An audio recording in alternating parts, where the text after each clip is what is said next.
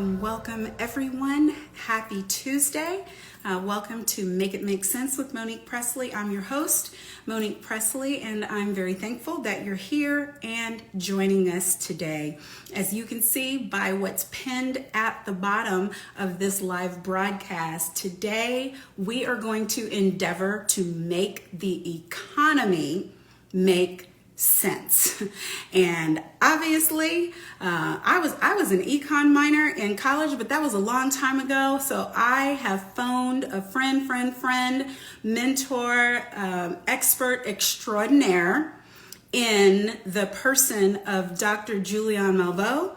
She entered college, I believe, when she was still an 11th grader, if I'm remembering the story properly, and graduated from Boston College and then went on to MIT. And she is an economist. She is a specialist in the way that the economy affects and economic issues affect Black folks, people of color.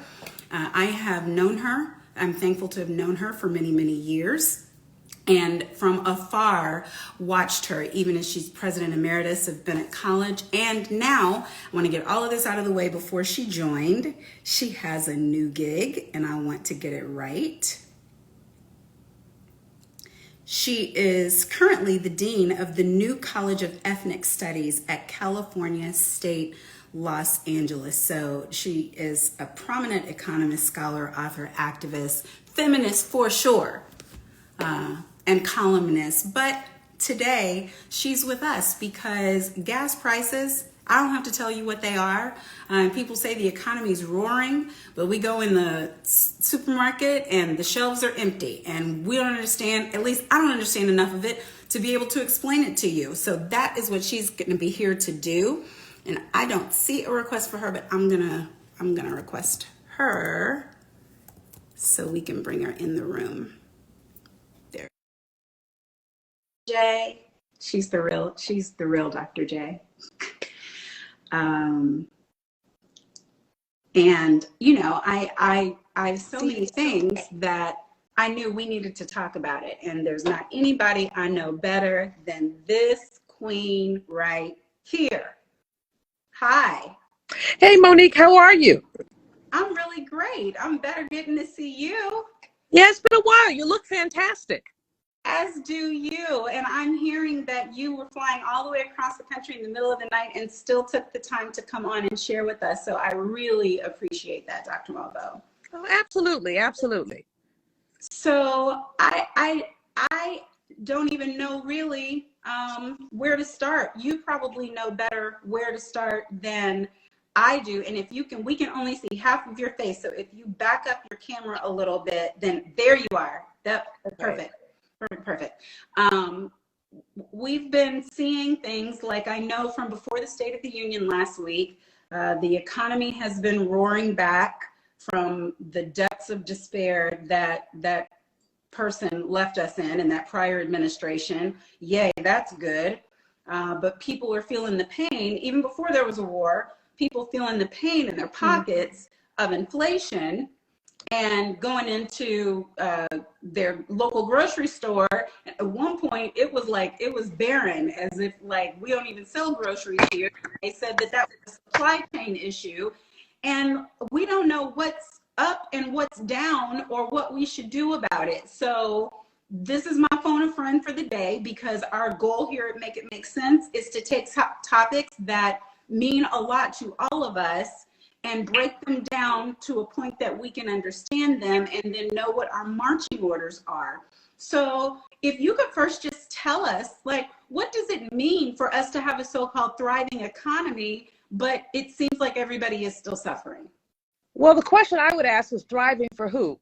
The macroeconomic numbers look really great.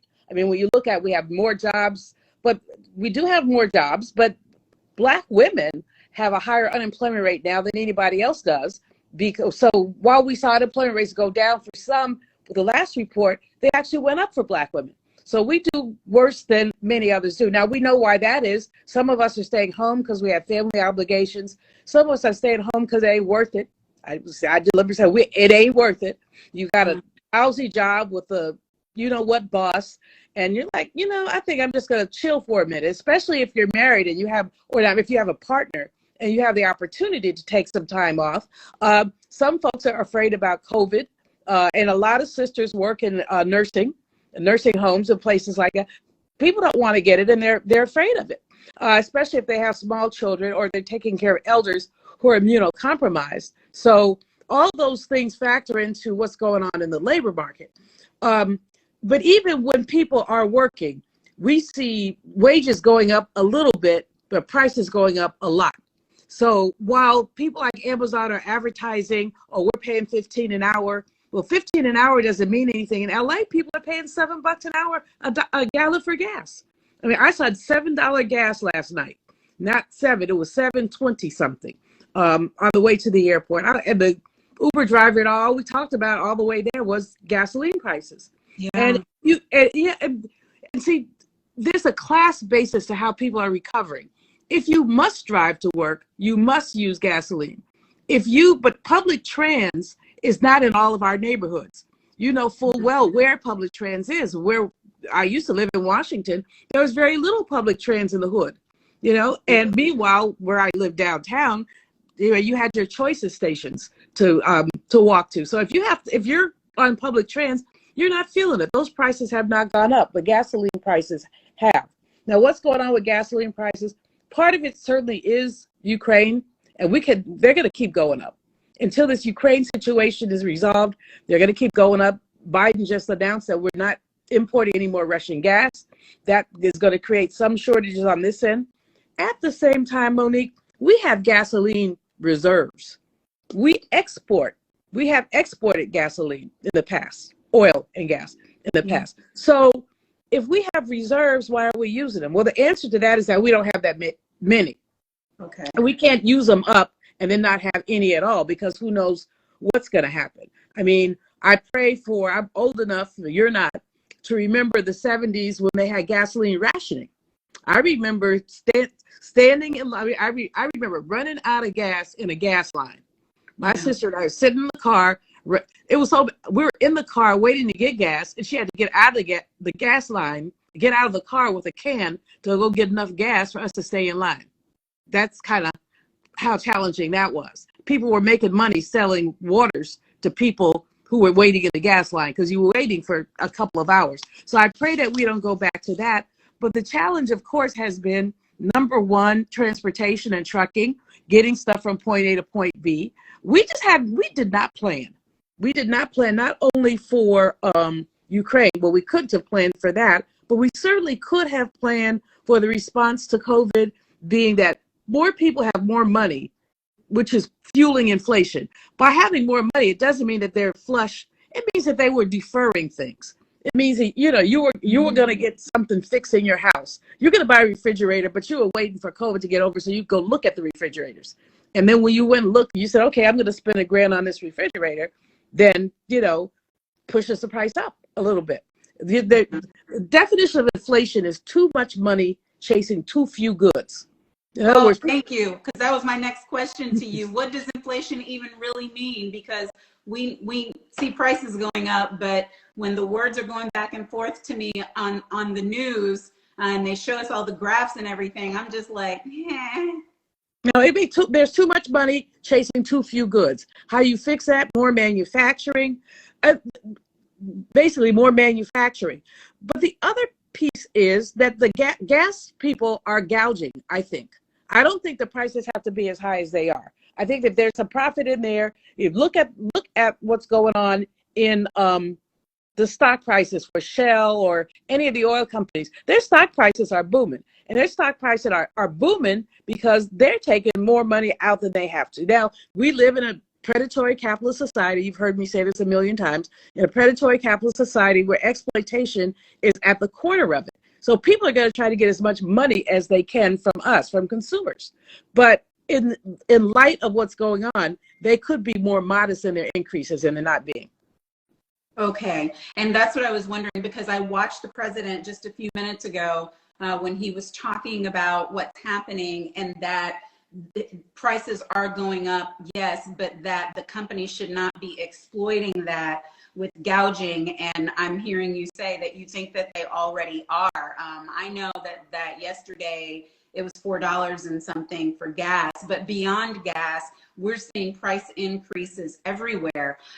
What relationship does any of this have to people who are watching fluctuations and downward spiraling for investment portfolios? Like, what's going on in that part of the economy? Well, investment portfolios, we've seen the Dow go yesterday. I think it was 600 points down. The Dow, the stock market does not like uncertainty. Yeah. It likes to know what's going on. We've seen for the past 2 years, even with COVID, we've seen prices go, our portfolios go up, up, up, into double digits. But this war in Ukraine has gotten people very, very frightened, and it's frightening. We could end up in World War III. I mean, we pray not, we hope not. We hope that Brother Biden acts like he has sense, but Mr. Putin, I call him Putrid Putin, he's not acting like he has any sense at all. I mean, he would like to have a war. Yeah. He'd like to blow it all up. And if he blows it all up, obviously it destabilizes everything. It destabilizes the ways we live. I pray that we don't have to send, I'll just put it out there, young Black men over to Ukraine to fight, because even though the percentage of Black folks in the military has gone down a bit, we still are disproportionately represented, men and women. And, we have, and nearly half of the women in the military happen to be African American women, and playing all roles. Not, once upon a time that was just clerical and whatever. Now they're toting guns and doing everything else. So I'm hoping that doesn't happen to our sisters as well. But the stock market, the investment market does not like uncertainty. Yeah. Now, there will be some stocks that do well. In war, there are those who do well. I mean, anybody who's manufacturing body bags, as an example, it's a morbid example, but, I think after September 11th, we saw, a number of companies who specialize in war. Their stock prices went soaring. But those of us with conscience, I could not imagine investing in one of those companies because basically you're fueling war. But if you want to make a profit, that profit is available to be made. Right. I was listening to someone speak just yesterday, I believe, who was saying they weren't giving anybody specific stock advice, but they were saying for companies that have goods and services that they use, that they were already invested in, they're either doubling down and staying, or they're remaining the same. They're not responding to the markets by selling off, because this is hopefully something that is transitory, but it's hard to know whether we're dealing with something that's going to be short term or not, because it seems like where Putin is concerned, he's in it for the long haul. He is in it for the long haul. He's dug his heels in. I mean, what people are talking about now in diplomatic circles is how does he get out of this and save face? Because that for Russians, they got to save face. Yeah. And right now, actually, the talks have said he claims he'll stop if Ukraine promises never to join NATO. But they're not going to promise that, because that interferes with their self-determination. Why would they promise that? So, to get back to the whole issue of inflation, people have to it's not going away, so you have to figure out how to manage it. And that means really looking at what you're spending, what you're saving, what you have. Don't play with your portfolio much, because, you're holding onto your portfolio for the long haul. You're not the stock in your portfolio. You don't want to, sell them, do a whole quick sell thing. You pretty much want to buy and hold, but work with your financial advisor to see what's going on. Don't make those kind of decisions on your own, and don't try to be a day trader. Work with your advisors or others, or do your reading. But, don't dump your portfolio because of inflation. Usually your portfolio will increase over a 5 to 7 year period, whether there are dips in the short run or not. And we've seen that in the past 2 years. We've seen a couple of dips, and then you hold on and it comes back. So I would say to people, number one. Number two, in terms of what you're spending, we're talking about gas, but guess what? Beef prices are up by 30%. Chicken prices are up by 20%. There was another one. But beef and chicken, eggs are up. So if you're feeding children or feeding yourself, you have to start making those kind of decisions about how much money you want to spend on food. Do you want to spend a different kind of food? I told someone in jest, I said, this might be a good time to become a vegetarian. Um, but but you got to make something that we don't have to import at all. Yeah. Be a good time for the farm in the back of your yard too. Exactly, absolutely. So there are decisions that we can make, and there are other kind of decisions in terms of your utilities. Your gas and electric are likely to go up. What can you do to be, conservative about how you use those? And I mean, I'm in the horrible position, Monique. I live in LA now, and I don't have a car, and which is impossible. But I said I was going to get one this month, and the little one of those little bitty cars that I like, the minis. The one that I wanted has gone up by like $4,000. Oh yeah. So I don't know, but I got to get a car.